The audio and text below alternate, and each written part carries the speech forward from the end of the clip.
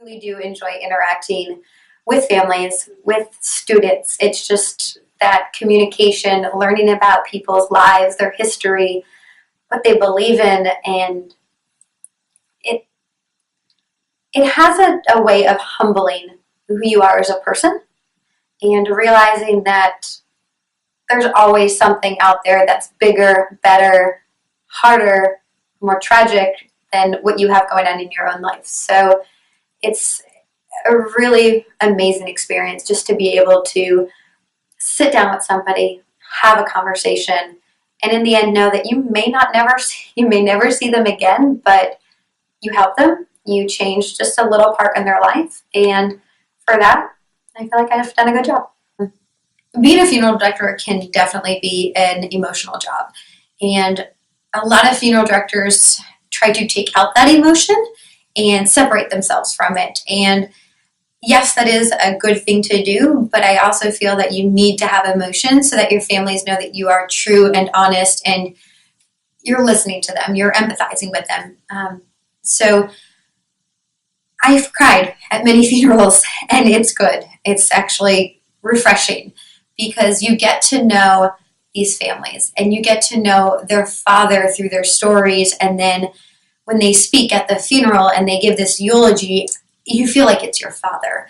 So you can't help but get emotional.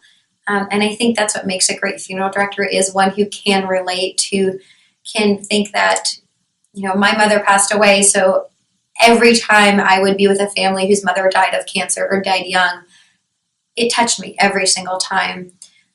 Families are wild and fun. I've had so many that I even still keep in touch with now. This one family, and I won't say their last name, but sweetest lady and daughters, and their father passed away.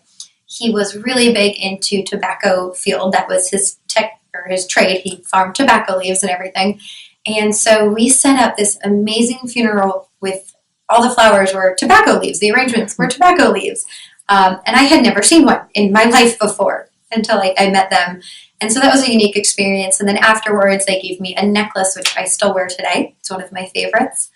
I've had families where tragedy has hit, and it's really hard to help them and to understand what they're going through because I've never been there.